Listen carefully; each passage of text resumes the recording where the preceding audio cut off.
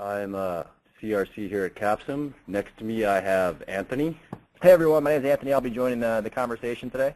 So today we're going to talk about R&D. It's one of the first things you will do when you were learning the simulation for every single product. If you have any questions, we will have a Q&A session just immediately following our presentation. Also, if you have any industry-specific questions, feel free to call us or email us at Capsum or support@capsum.com. So with that, I'm going to take us into the basics of R&D. So when you guys log in to make decisions up here, decisions, you go to R&D. And so to kind of explain to start out, what I'd like to do first is go to one of my favorite reports to show people when they're learning about the simulation. So we're going up to reports. We're going down here to what's called the Industry Conditions Report. This report is great.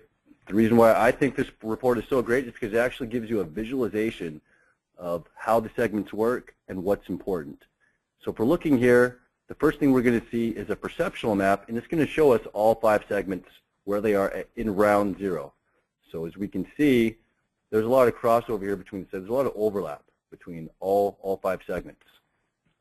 As time moves on, these segments do what we call drift apart.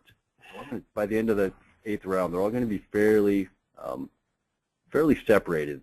None of the solid lines should be completely connected. So looking down here, we can see drift rates. Each segment drifts at a different rate. It's going to be every single year, and that's constant from 1 year to 2 to 3 to 4. The drift rates will never change. Those are the centers and how far off the ideal spots are from the centers. That just kind of gives you an idea where they're at. We don't necessarily need to really focus on that because we can see up here the ideal spots where these little stars are. Here, here, here. Ideal spots. So as we look down, we know the drift rates. So if we look down here, for instance, we're going to stop on traditional. What it's going to do, and every segment is different. We kind of really need to think about this before we start doing R&D in a product. So right now, we're looking at traditional. What's the most important criteria for traditional? And as you can see, we have 4 different criteria here, and they're all ranked in order from what's most important to what customers care about the least. So 47% of a customer's decision-making process is going to be determined by their age. So we have 47. Behind that is 23, and position is 21%, and TBF is 9. So if you want to think about this and look at it and visualize it a little bit, we'll look here. So traditional, the ideal spot happens to be in the middle of the segment. Black dot right there. As we move away from this ideal spot in any direction with the placement of our product, we'll lose positioning points. They don't see it as important, but then again, it's 21% of the criteria. It's not quite as important. So what is most important? That's age, which we'll talk about and we'll show you in just a second on the decision-making page. But right now, I want you to look here and consider this yellow area. I'm going to call that's called the rough cut. That's the danger zone. So although we're looking up here, position is only 21% of the importance as far as the decision-making process customers go through when they buy products. If you fall in this danger zone, it doesn't matter. You start to be you're penalized part of all of your sales after that. Customers, they just don't want you. Once you get to the very edge and cross over that edge, it doesn't matter how perfect your age is, what you're priced at, or your MTBF, customers just won't buy you anymore. So if we think about it like this, let's say you want to go out and buy like a sports car. If you don't see you have cars, maybe they're sporty, depending on it's a Lamborghini, you're right in the center. Over here, maybe you have a Corvette. Over here, maybe you have something like an Acura. It's not really quite what you want. Over here, you have a pickup truck. You're just not going to buy it. It's not what you want. And so that's kind of how we think about these segments here. Ideal spot. Looking down here, this is age. You can visualize age here as well. So the reason I want to show you this first is that we're looking at traditional. We know it's most important. Anything we do to change our position, which I will show you in a second, is going to cut the age in half. So with that said, I want to take you right. Oh, before that, Anthony, do you have anything to add to that? No, I think you did a pretty good job at covering, some of the things that are important to the traditional customer specifically. One thing I just wanted to kind of make clear is, Curtis showed you the drift rates. He showed you the centers and the offsets for each segment. The reason why there are drift rates is because over time, your customers' expectations change. So the perceptual map is built on just your standard XY axis. You have the size on the Y axis and performance on the X axis. So over time, your customers have evolving preferences, just like you and I do as consumers. For that reason, there's a drift rate. So these segments are moving, like Curtis said, at a different rate. So these things are definitely something to pay attention to when you're making decisions in R&D. Great point. So let me help you with that even further. Here's the size Anthony just mentioned. Here's the performance. So as time moves on, just like with our phones, with our computers, everybody expects things, with most cases, to get smaller and better. And so all these segments, it's just different rates. These people back here, they want lower priced products. These people here, probably the iPhone guys, they want the best. They want the top of the line.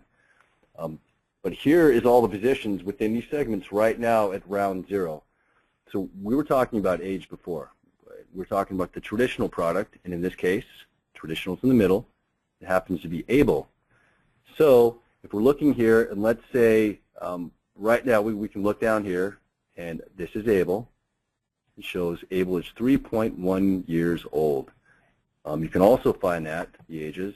If we look here on your production analysis of the courier, it's going to show you all of your products.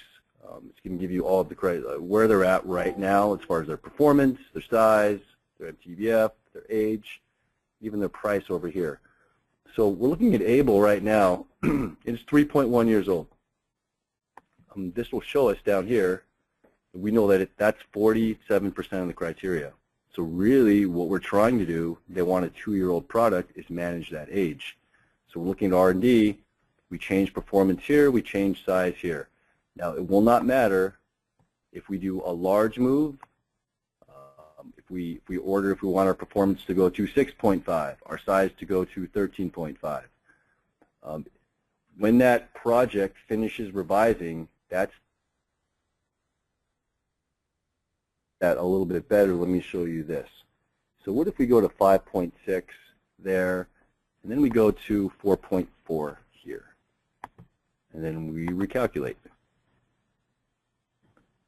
So what happens then is on the 4th of March, just about 3 months into the year, our product then becomes 1.6. So on the day it revises, its metaphorical age is cut in half. Now that's not the time the product was born, but because we've made slight improvements to that product, consumers kind of tend to see it differently. If you think about something, think about Tide. Tide, they're always saying, new and improved Tide, new and improved Tide, new and improved Tide. I think when I was a kid, my mom bought new and improved Tide. So every year they do that. So if we think about it now, the latest new and improved Tide, it's really not new, but the idea is because they've made improvements to it, people see it differently. So that's how they see our product here. So 3 months into the year, our product, the age, is cut in half.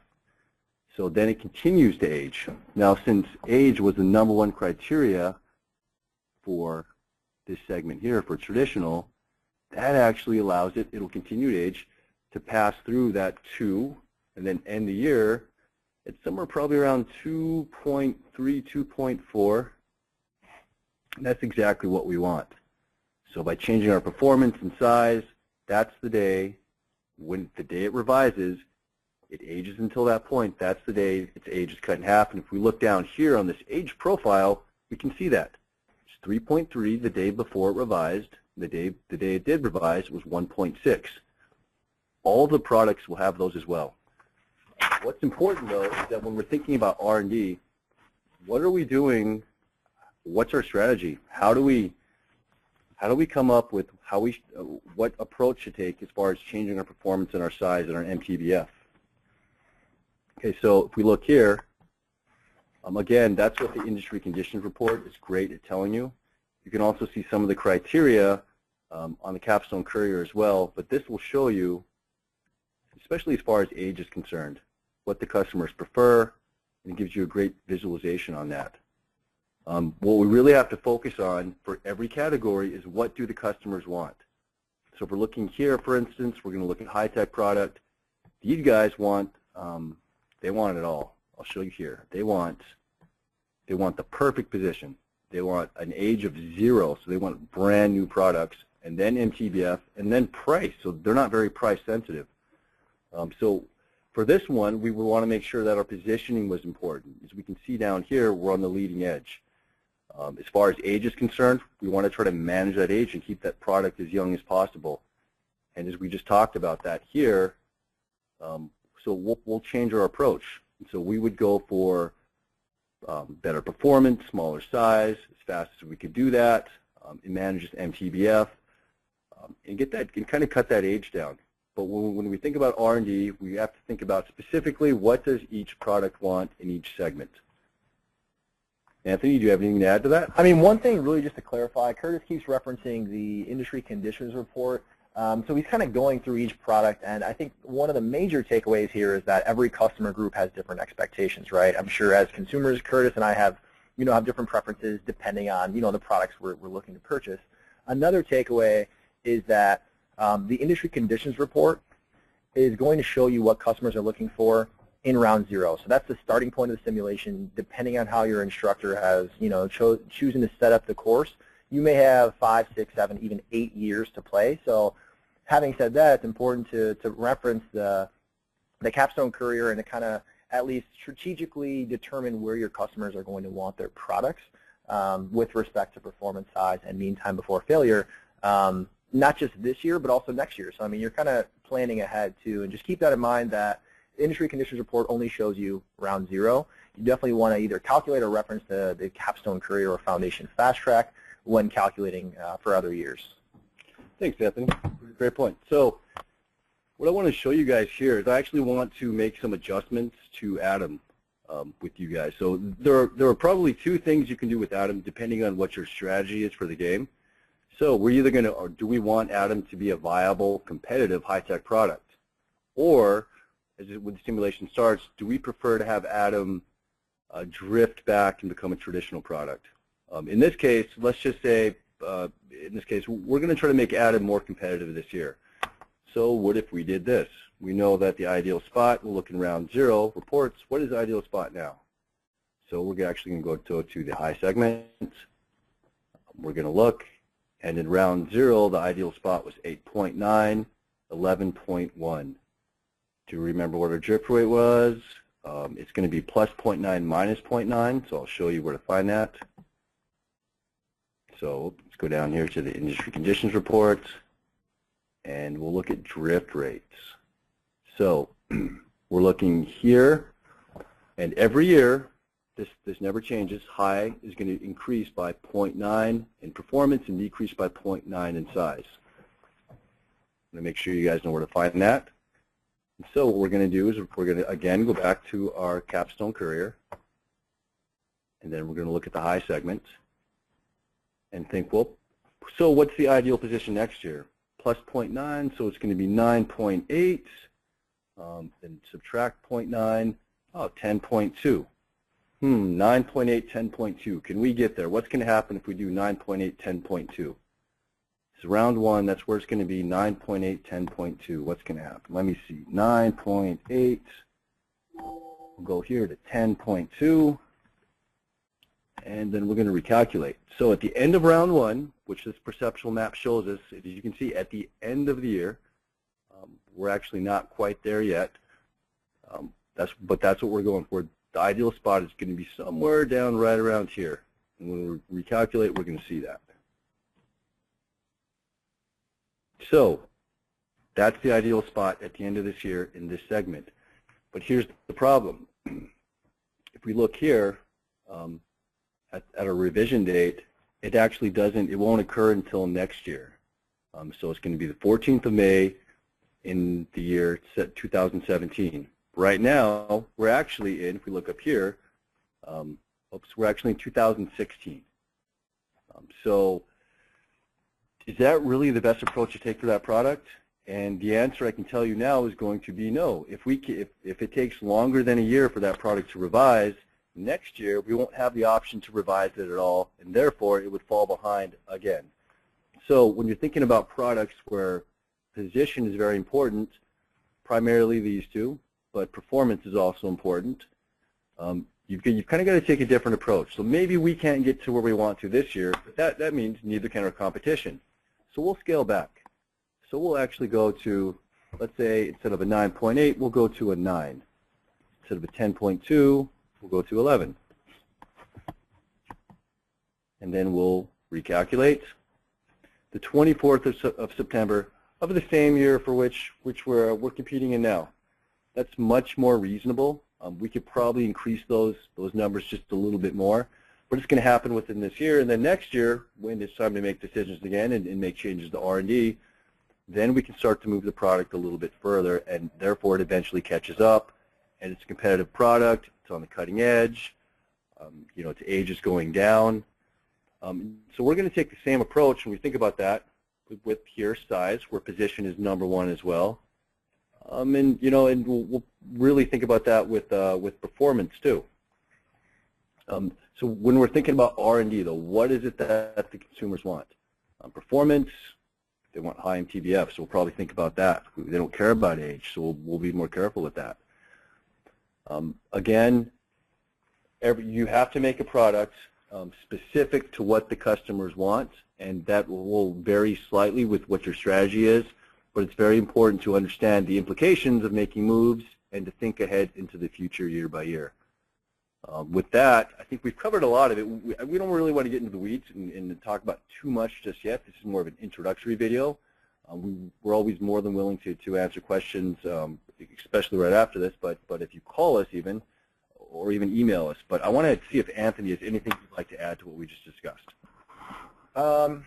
So Curtis mentioned something, everything was important, but one key word he mentioned was the word strategy. So like he said, every customer group is going to have differing customer buying criteria, and that can be found in the Capstone Courier and the Industry Conditions Report. But a lot of the things you're going to do is also going to be contingent on the strategy that you or your team has selected too. So for example, this was probably covered in a previous webinar that kind of covers strategy and getting started, but let's just say you choose to be a cost leader. You're going to compete based on giving your customers cheaper products. You don't necessarily want to revise your product to be 100% perfect with what the customer is asking for, because more likely than not, creating a perfect product is going to cost you money, and oftentimes it might come at the expense of your company's profitability. So think about your strategy. Think about what things are going to give that particular strategy a competitive advantage, and kind of move forward with that. Likely at this stage of your course, you might be going through some practice rounds with your teams. I would encourage you to fool around with a lot of the content Curtis has talked to. Test it out, see what your strategy yields, and kind of fool around with the parameters, based on the content of this webinar. So, yeah, great points, Anthony. Right now, we're going to move into the Q&A section. I think that I see a question here. Is there a new industry conditions report every round or just at the beginning? That's a great question. So there's only one industry conditions report. If we look under reports, come down, this is one of the easiest ways to get to it. It stays constant. And really the purpose of this report is to actually allow you to understand what it is each segment wants. Now there are a couple things that will change from year to year. Of course, the position, because products want smaller, faster, better performing. And the price goes down slightly. But what it's really great at showing you is, you look up here, is to determine what's important. It's just something to which you can refer. Once you understand what's important and how age will affect your product, if we look here, how age will affect your product, then you're able to understand and use all the information. See, every segment's different. Then you can use all the information here in your Capstone Courier. Then you come here, and after you, so then every round, at at the end of each round, it tells you in that year what the customer buying criteria was. And this is going to be useful looking at price, because that goes down 50 cents every year. The position, the drift rates we talked about, that you can see in the industry conditions report, that's where you apply that here. And those are great things. So no, there's only one industry conditions report, but every year the courier will be different, and that's going to be depending on the results of the round. We look at the next question here. And thanks, Jennifer. That was Jennifer's question. When is it better to take long-term debt? Well, that's more of a question you can call us. That's a different webinar. You can also email us. We would be more than happy to discuss that. I think the focus of today's webinar is to focus more on R&D, just kind of some of the basics. But that is definitely a great question. I encourage you to contact us, and we will be more than happy to supply with an answer. So the next question, round 1 or round 2 or other rounds? I believe, is that in reference probably to the courier or changing? What I'm going to in reference to the previous question, the long-term debt. Long-term debt. Let me see. Is that the same person? Actually, it is. Yeah. Please feel free to contact us about long-term debt, and we'll definitely cover that in another webinar and answer that question. Here's a question, Curtis. There's some blank spaces underneath Agape. Can you, I guess, just briefly cover what those can be used for? Sure. Every round, or at the beginning of each round, you have the opportunity now to create new products. And so we're on Team Andrews. Let's say we wanted to create a product and just call him Apple. Whoops, Apple. So we could create a product there. Maybe we're going for a high-tech product. We would go 11, 9. So we're thinking a couple years out in advance. Go 2300. Recalculate. And so these blank spots down here actually allow you to introduce 3 new products. There's a revision date, but hey, that's next year. So are we close enough? Is that going to work? It's fairly close to probably where it should be. But that's definitely a great point, Anthony. Looking down here, if we look at, there's another question, what's the ideal revision date to shoot for? That's a great question. It's actually going to be specific to each segment. So if you're looking at a great revision date, for instance, us, when we did Able, when we changed the coordinates for performance and size for Able, we look down here, it made it to about 3.3 years old, then it went down to 1.6, and at the end of the year it's going to be 2.5. So that was probably one of the best revision dates we could come up with, because at some point during the year, the most important criteria for Able, which is age, and that's 2 years old, we're going to pass right through that, right through the center of it, and end the year at 2.5. But that's not going to be the same for a product like Atom. Atom, which is high-tech, they want the age of 0. So really, what we think about is keeping that age as young as possible, and making, if there's no way to make it younger, but you can try to manage it and keep it from aging nearly as fast. If we had done a smaller movement to Atom, it would have longer in the year to age. So that's a bit tricky. Once you start making decisions and look at those things, it begins to make much more sense. But great question. So we go to the next question. Growth rate changes every year. Yes, it does. Yes, it does. Well, at least the number changes, not the growth rate. The rate, well, it kind of actually depends on what your professor selected. Some professors actually have varying growth rates, and they will let you know where you can see the growth rate for the upcoming years. Going to be here, here, next year's segment growth rate. Sometimes that changes if your professor has elected to have a varying growth rate. Most don't, but it's something I would definitely ask your professor to make sure, because that will change the amount of total industry demand, and that's what you use to forecast. Great question. Next question. So when the age changes from revision, when changing positions, it continues to age over the remaining months left in the year. Yes, it does. And a great illustration of that is down here is your age profile. So if we look at the two movements, the two changes we just made, let's look at down here with, let's look at Adam. It was 1.7 at the beginning of the year. We made a change to it, and it was 2.5 when it revised, and then went down to 1.2, and then ended the year at 1.5. So as we can see, October, November, December, there were 3 months left in the year. There's the difference between 1.2 and 1.5. If we look at Able, it was March. There were 9 months left in the year. It went from 1.6 to 2.5. So that's something we definitely have to think about when we're thinking about maybe managing, especially for a product like Able, managing the age, is that yes, it does continue the age the day it revises. Age actually never stops. There is no way to stop time. Very, very good question.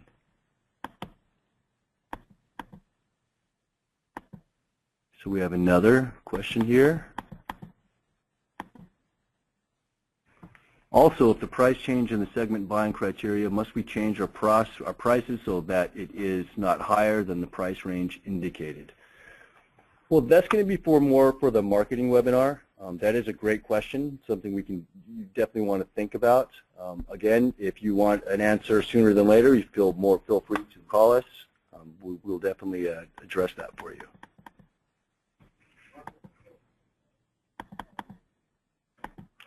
So the next question is, when a revision is made, do you continue to produce under the old specs until the revision date? Yeah, that's actually a very, very good question. So actually, yes, you do. You will produce, let's say, for our product here, we're looking at Able.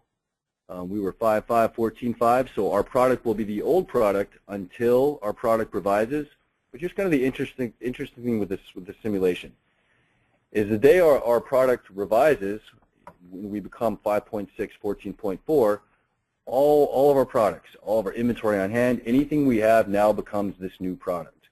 So the same is going to apply with Adam. The change we made with Adam over here, he was further back on the perceptual map, and we improved his performance and decreased his size. On the day that occurs, everything we have on hand in stock is going to also become this new product. It's going to have these new coordinates. Is there anything you want to add to that, Anthony? I mean, that was pretty cut and dry. Yeah, no, I think that pretty much sums that question up. Yeah. So let's move forward. Great question. So next, does R&D cost vary by product, or is it based upon duration, length of time for R&D change? And your last question actually answers your first. It does, depending on the move. So let's look here. It kind of depends on the product. If we look at Adam and the change we did with Adam, it's going to R&D cost is $768,000 or $768. If we look at the smaller move we did with Able, it's actually only $176,000. So most definitely the more, I guess, the larger improvement, or that is, once you change performance and go higher with performance or go smaller in size, let's say by the larger amount, the larger the expense. So the more change, the more expense. If we look at Apple for a brand new product, it's actually very expensive because we didn't have anything, Brad. Now we have to build our production line, and that's exactly what this is here. And we have a high MTBF, which is also affects our material costs. And so all of that is going to contribute to this R&D cost here. But that is also a very, very good question. So it looks like we have time for just about one more question. And this one looks about, let me see, what do you then want to coordinate your inventory levels to be greater at revision date? That's kind of a question for probably another webinar. Your production is constant. Revision date is I'll answer for revision date there. You just shouldn't let revision date scare you about producing inventory. Everything's going to change over on that date, and we can definitely talk further about coordinating inventory. That's more of a production type question. Let's go ahead and answer here. Am I correct in thinking that higher automation increases R&D costs as well? Well, yeah, it kind of depends on the product. There are definitely costs associated with implementing R&D. I think we can probably cover that more later on, and we will. And with that, it looks like we're just about out of time. You guys have some great questions, and it looks like there's still a few more out there. What I highly encourage you to do is feel more than free to call us up. You can call us up at our helpline, or you can email us with your questions, and we will get back to you. Our goal is to in less than an hour. With that, we're going to record this and put this on our website. It's under webinars. Can you show them where to enroll for upcoming webinars too? Sure. Yeah. So Here, I'll let you do it. yeah. So we're gonna exit out of the spreadsheet. You can actually enroll into future webinars. We'll go back to the CAPSIM homepage. So at the events, under the events tab on the CAPSIM homepage, that's where you're going to see all of our webinars housed. So underneath the webinars kind of sub tab here, you're going to click on webinars, click on student webinars, and you can actually watch any webinars that have been previously recorded. This is where they're going to be placed. This is the push the envelope webinar today. You'll notice the next one is going to be pertaining to marketing on Monday at 1 p.m. Central Time. So this is where you can actually enroll for future webinars and also review any previous webinars that have been recorded. Like Curtis mentioned, if you still have any outstanding questions we weren't able to get to, please feel free to contact us. Here is our contact information, 877-477-8787 if you are in North America. Outside of North America, please feel free to call this toll-free number, or you can email us at support@capsim.com. Yeah, so I mean, that'll be it, guys. Hopefully you enjoyed this. Hope to see you on Monday. Yep, thanks for coming.